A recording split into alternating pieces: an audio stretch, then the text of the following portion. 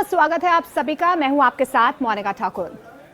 क्या आपको पता है कि आपके जो देसी स्नैक्स हैं, समोसा, जलेबी, पकौड़ा, वो आपके सबसे बड़े क्रिमिनल हैं। क्रिमिनल इन द सेंस आपकी सेहत के साथ खिलवाड़ कर रहे हैं। क्या आपको ये भी पता है, एम्स के कार्डियोलॉजिस्ट हैं, उनकी तरफ से तो ये दावा किया जा रहा है कि शुगर और ट्रांस फैट जो हैं अब ये न्यू टोबैको हैं। ये कंपैरिजन जो हो रहा है हमारे देसी फूड्स के साथ, इसे हम डीकोड करने की कोशिश करेंगे। एक बहुत खास मेहमान हमारे साथ मौजूद हैं, इनका हम स्वागत करते हैं। डॉक्टर मंजरी चंद्रा जी हमारे साथ मौजूद है। मैम बहुत बहुत स्वागत है आपका। तो हम लाइव भी जा रहे हैं और आपके कोई भी जहन में सवाल होगा इसको लेकर, क्योंकि कल एक टाइम बॉम्ब जो है मैम, कैलोरी टाइम बॉम्ब मैं कह सकती हूँ, एक छोड़ा गया है। What do you think ma'am, वाकई में ये कंपैरिजन सही है? समोसा, जलेबी जो अपने देसी फूड हैं, वो वाकई में हमारे लिए सिगरेट पीने जैसे हैं? That's a pertinent question, Monica, because you know why single out हमारे ही देसी foods? I'm not saying कि समोसा जलेबी बहुत healthy है, but there is a much more powerful set of foods जो बहुत लोग रोज खाते हैं, जो फूड इंडस्ट्री हमारी टेबल पे रखती है, बट जिसके बारे में कोई बात नहीं कर रहा, which is a bigger culprit.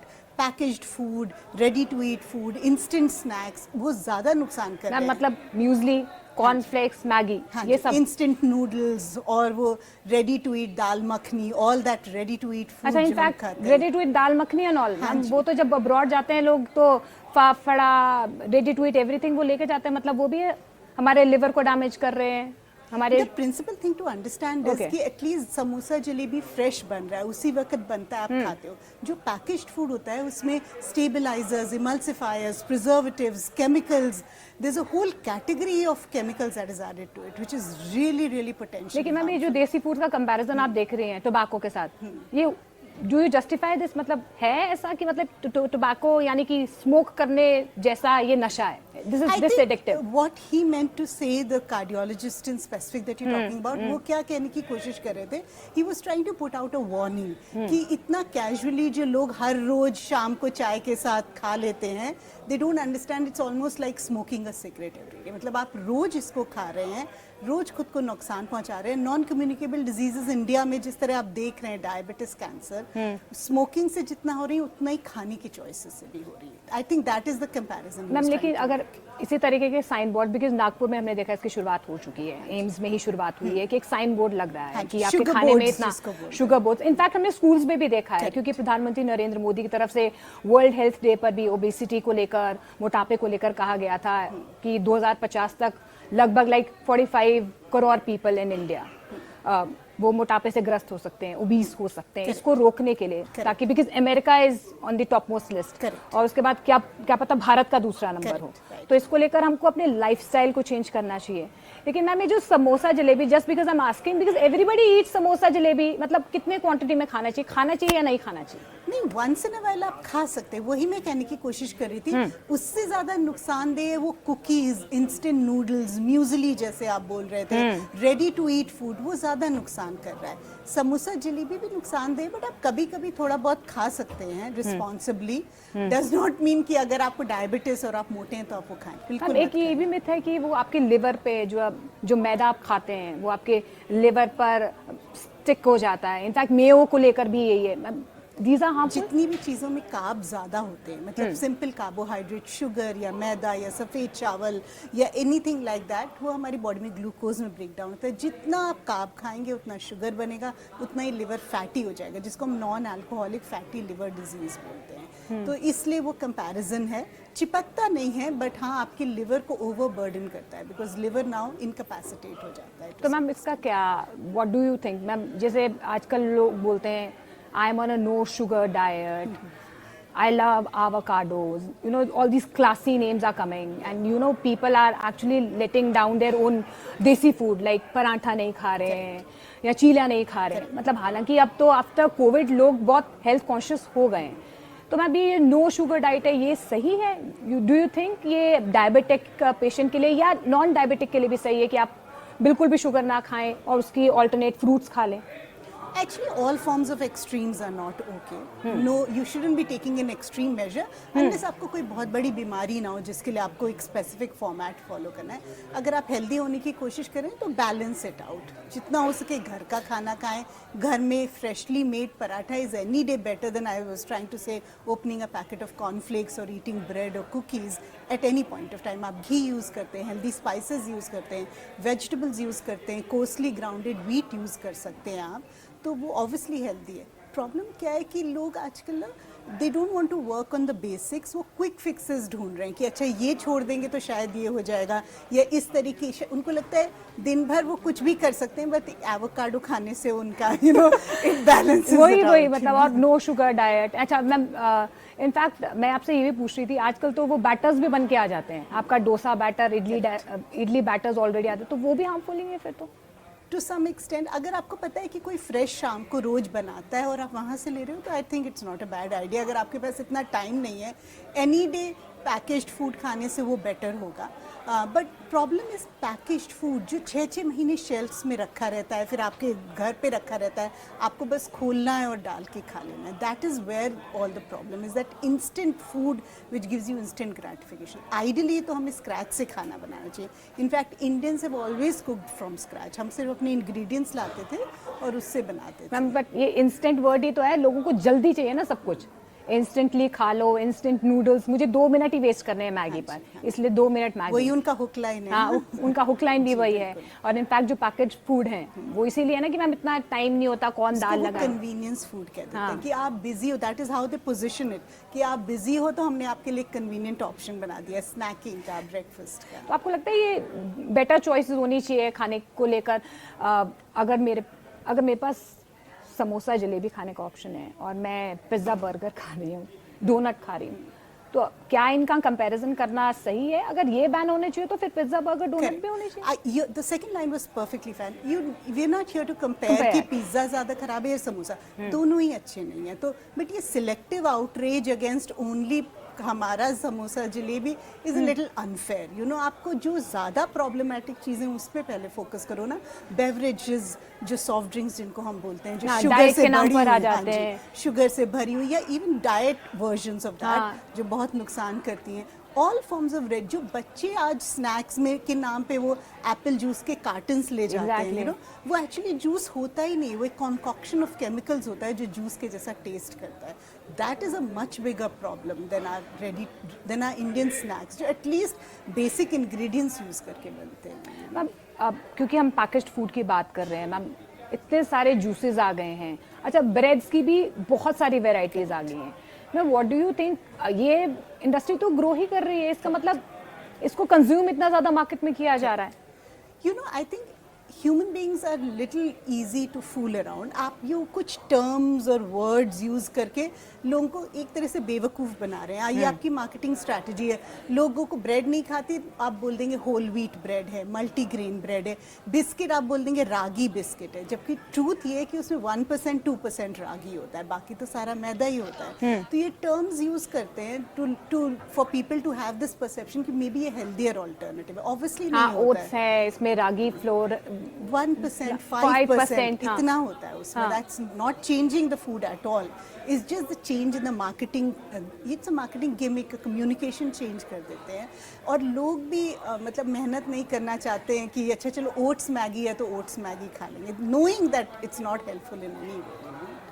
Ma'am momo का कोई हेल्दियर वर्जन है? बिकॉज इंडियंस तो क्रेजी है मोमो के लिए, तो मोमो भी उतना ही खतरनाक होगा फिर? अगर आप देख लें कि कहाँ क्लाउड किचन में ये मोमोज बनते हैं, आई थिंक एक बार सबको जाके देखना चाहिए कि कहाँ से ये मोमोज आ रहे हैं जो 50 रुपए में you give you a whole.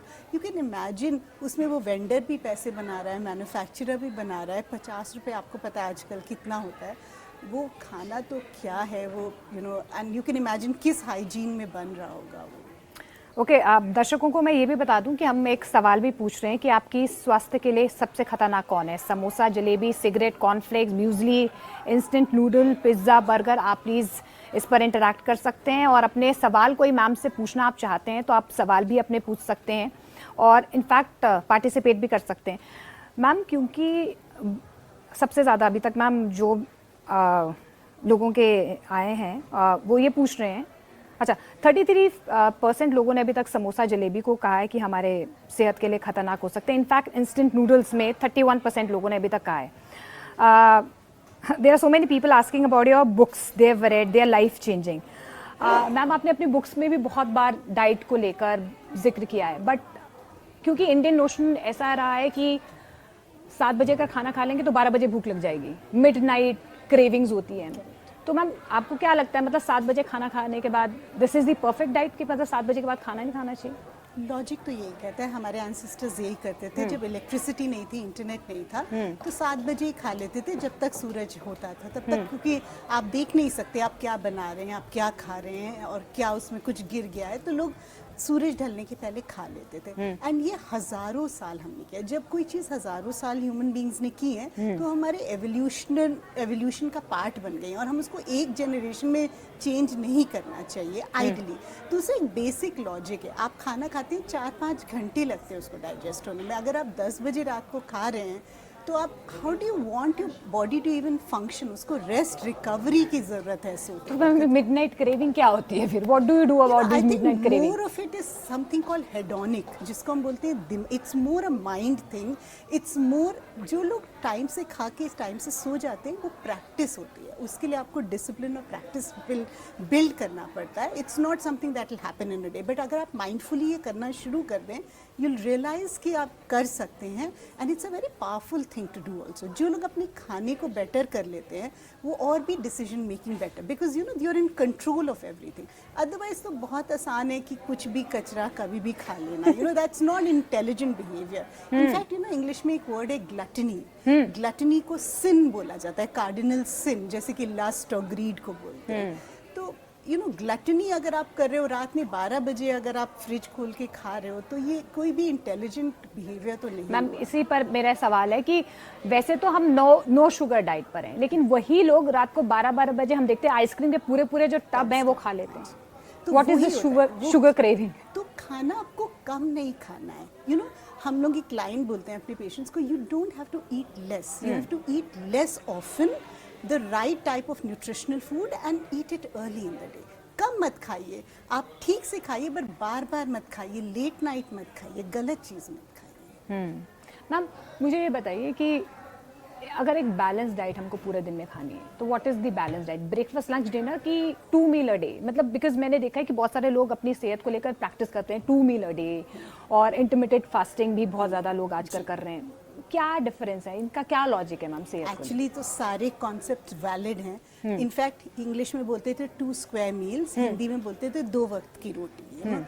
पहले 2 लोग जून की रोटी। हाँ, 2 ही टाइम खाते थे, क्योंकि ना फ्रिज होते थे, ना इतना वेयर विदॉल होता था कि इतना खाना आप रख सकते हैं, स्टोर कर सकते हैं, खराब हो जाता। पहले पैकेज फूड तो होता नहीं था, लोग जो फ्रेश 2 बार बनाते थे वही खाते थे, and that work for human beings. ना कैंसर था, ना डायबिटीज़ थी, ना 50 तरह की और बीमारियां जो हम। So it is a time tested thing. अगर आप अडेप्ट कर सकते हैं, कम खाना, कम टाइम में खाना और 2 या 2.5 बार खाना, it will work for your physiology, because it is akin to your physiological. Ma'am, बच्चों का क्या करें? डू यू थिंक, क्योंकि ये बच्चे तो बहुत जंक खाते हैं। बच्चों को तो थोड़ी देर में खाना चाहिए। जब तक आप 17-18 साल के नहीं हो जाते, आपकी बॉडी बहुत फास्ट ग्रो कर रही है। उनके लिए नहीं, this is only for sedentary adults जो दिन भर ऑफिस में बैठे रहते हैं लैपटॉप में। मैं उनकी बात कर रही हूँ, बच्चों के लिए। मैम, अगर इसी तरीके से, बिकॉज अभी तो यही कोट किया जा रहा है कि जो अपने देसी स्नैक्स हैं ये सबसे बड़े कल्प्रेट हैं, खास तौर पर बच्चों को लेकर। मैम, तो आगे आने वाले वक्त में मोटापा या ओबेसिटी को लेकर जो बातें हो रही हैं, मैम, वाकई में is it dangerous for the kids अगर इसी तरीके से जंक खाते रहेंगे बच्चे? मुझे लगता है प्रॉब्लम ना मल्टी फोल्ड है। बच्चों को एक तो एक्सपोजर ऐसे खाने का है जो हम शायद खा के बड़े नहीं हुए। थैंकफुली हमारे ज़माने में चिप्स और बर्गर्स और कोला इतना आसान नहीं था मिलना। दूसरा, हमें गैजेट्स और स्क्रीन्स इतने नहीं थे। हम रात में 8 बजे सो जाते थे, सुबह 5-6 बजे, because that was the routine that of families. But अब एक कॉन्कॉक्शन बन गया है सब गलत चीज़ों का। देर से बच्चे सोते हैं, देर से उठते हैं, बाहर फिजिकल एक्टिविटी नहीं करते, गैजेट्स और स्क्रीन्स इतना यूज़ करते हैं, प्लस खाना भी खराब है। So it's a milieu of too many things that are going wrong. आप अगर दर्शकों को ये बता पाएं कि what is the easiest way to put in all the nutrients in the entire day. अगर आपको अपने प्लेट पे ब्रेकफास्ट, लंच और डिनर में सब कुछ लेना है, पूरे न्यूट्रिएंट्स लेने, only with the help of your, जो आपके घर पे चीजें मिल जाएं, तो वो क्या हो सकती है? वही तो, that is the whole idea कि बहुत ही आसान है, ये रॉकेट साइंस नहीं है। सुबह उठ के अगर आपके घर में कोई फ्रेश फ्रूट और नट्स एंड सीड्स हैं, वो एक पार्ट होता है ब्रेकफास्ट का। उसके साथ आप कोई भी मिलेट या लेंटिल या बीन, किसी दिन उबले हुए काले चने खा लिए सब्जियां डाल के, किसी दिन बेसन का चीला खा लिया, किसी दिन आपने अगर आपके घर में कुछ पराठा है, कोई सब्जी है तो उसका पराठा बना के खा लिया।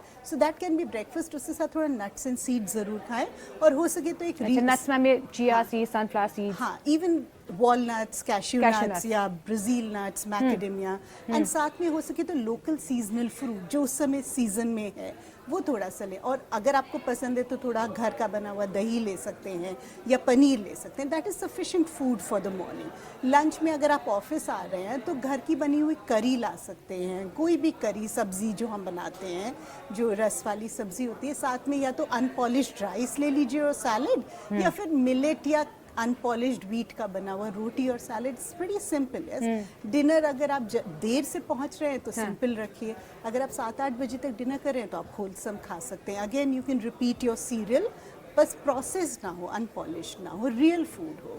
यू नो, कभी रागी की रोटी या मोटी गेहूं की रोटी, 1-2 सब्जियां, थोड़ा salad, that's more than enough. Actually जो न्यूट्रिशनली डेंस फूड्स होते हैं वो हैं सब्जियां, nuts and seeds and good fats vegetarians के लिए। लेकिन मैम ये जो सेल्फ एक्लेम न्यूट्रिशनिस्ट जो आजकल रील्स के दौर पे आप देख रहे हैं, इंस्टेंट सब कुछ इंस्टाग्राम पे आजकल आप देखते ही हैं, ये मत खाइए, वो खाइए, प्रोटीन पाउडर पीजिए, ये होना चाहिए, वैसा होना चाहिए। मैम एक अलग बहस छिड़ गई है, तो खाएं क्या फिर? एक्चुअली इन्फॉर्मेशन ओवरलोड भी है और सबको अपना काम करना है, तो जिसको जो मौका मिल रहा है। आप अगर इंस्टाग्राम पे जाके बोलोगे कि आप घर का बना हुआ बेसन का चीला और पालक की सब्जी खाइए तो nobody will see that. Yes, आपको कुछ अजीब बोलना पड़ेगा, ये डिफरेंट बोलना पड़ेगा for it to be interesting for people to see. और वही लोग कर रहे हैं। कई बार दे आर मेकिंग कंटेंट जो आई पॉपिंग हो, may not be the correct content. तो कंटेंट जरूरी नहीं कि correct information, it may be engaging content. तो इतना तो लोगों को समझना चाहिए कि जो मैं देख रहा हूँ वो इंटरेस्टिंग है। इसका मतलब ये नहीं कि सही इन्फॉर्मेशन आपको दे रहा है। यू नो, इन्फॉर्मेशन तो बेसिक चीज़ है ना। हमें पता है कि क्या खाना फ़ायदे का है, क्या खाना नुकसान का है। ये कोई हमारा दिमाग इतना तो समझता है।